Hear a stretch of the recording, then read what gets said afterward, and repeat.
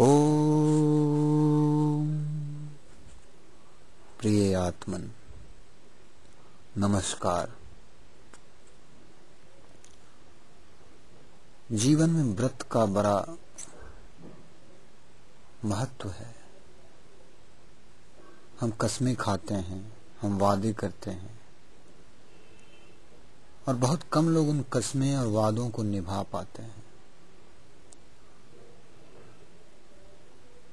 कुछ लोग परंपरा के नाम पे पुरानी बातों को बिना समझे ढोए चलते हैं।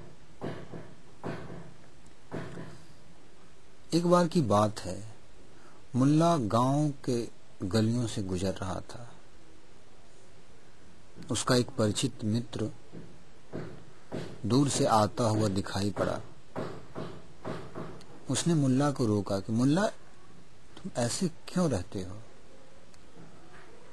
तुम अपने पिता का नाम खराब कर रहे हो। कितने महान आदमी थे वो। कपड़ों का ऐसा ऐसा शौक था उनका कि पूरी गांव में उनकी धूम होती थी। लोग उनको सम्मान से देखते थे। वो कोट पहन के जब निकलते थे तो सारा गांव उनको देखता रह जाता था।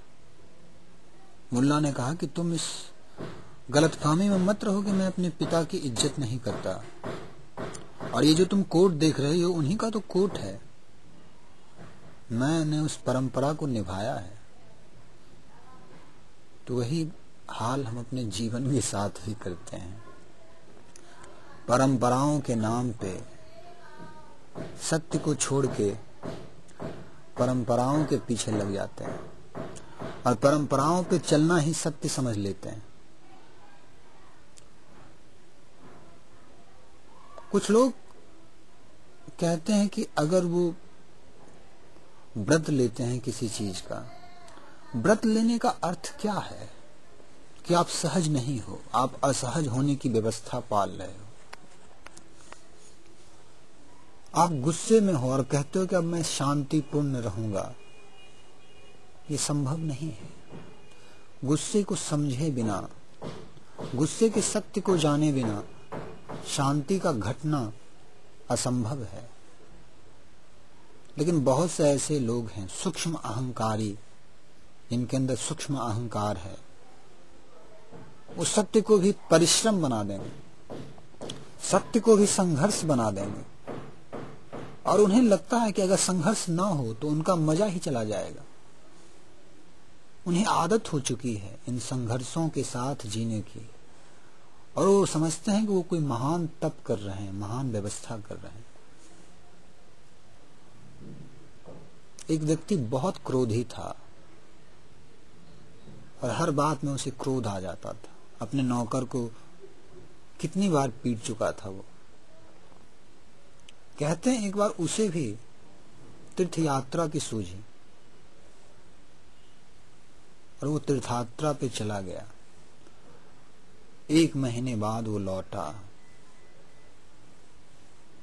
तो उसने एक प्रीति भोज रखी और सारे गांव वालों को, सारे मित्रों को आमंत्रित किया। उसका नौकर आया और कहा कि मालिक, आपने तीर्थयात्रा पे जाके क्या छोड़ा? क्योंकि उस गांव की परंपरा थी कि तीर्थयात्रा पे जाने के समय लोग संकल्प करते थे कि मैं ये चीज छोड़ दूंगा, मैं किसी व्यसन को छोड़ दूंगा। उसके मालिक ने कहा कि राधे, मैंने क्रोध को छोड़ दिया। नौकर लौट आया। थोड़ी देर के बाद नौकर फिर गया और फिर पूछा कि मालिक, आपने क्या छोड़ा?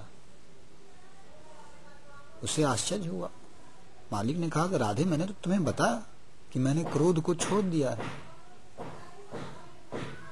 कहते हैं ऐसे कितनी बार वो नौकर आया और फाइनली मालिक का जो असली चेहरा था वो प्रकट हुआ।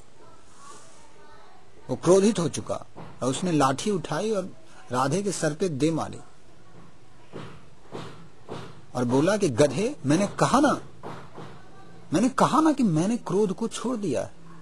तू बार बार पूछता है, बेवकूफ, दिमाग की दही कर दी है तूने। वही हाल हम सबका है।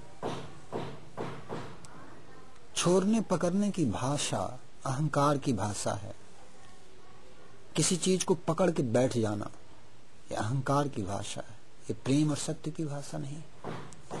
इस भूल में मत रहना। और तुम अपने आप को पीड़ा दे रहे हो, तुम अपने आप को कष्ट दे रहे हो, तो तुम सत्य के रास्ते पे नहीं हो। सत्य कष्ट का रास्ता नहीं है। उपासना कर रहे हो तुम सच्चिदानंद की, सत्य चित्त आनंद की, और रास्ते कष्ट के हैं।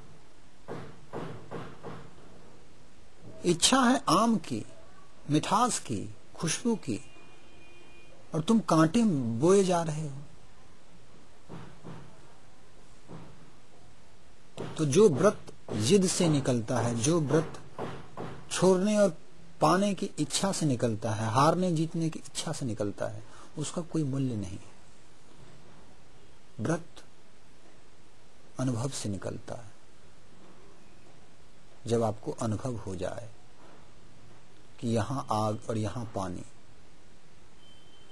जब उस आग की गर्मी को आप महसूस कर लें और पानी की शीतलता को महसूस कर लें, तभी आप सार्थक दिशा में कदम उठा सकते हैं। तो जीवन को सहज रहने दें, कॉम्प्लिकेटेड मत बनाएं।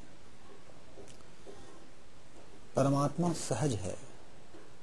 परमात्मा संघर्ष के पक्ष में नहीं है, परमात्मा समन्वय के पक्ष में है। लेकिन आदमी का अहंकार इतना सूक्ष्म है कि धर्म को भी उसने पीड़ा का एक स्थल बना रखा है। कारावास को ही हम अपना घर समझ रहे हैं। हथकड़ियों में बंधे हैं, उसे तप समझ रहे हैं। ये कैसा तप है? तप शुद्ध करता है, तप तपाता नहीं है। इसे समझें। धन्यवाद।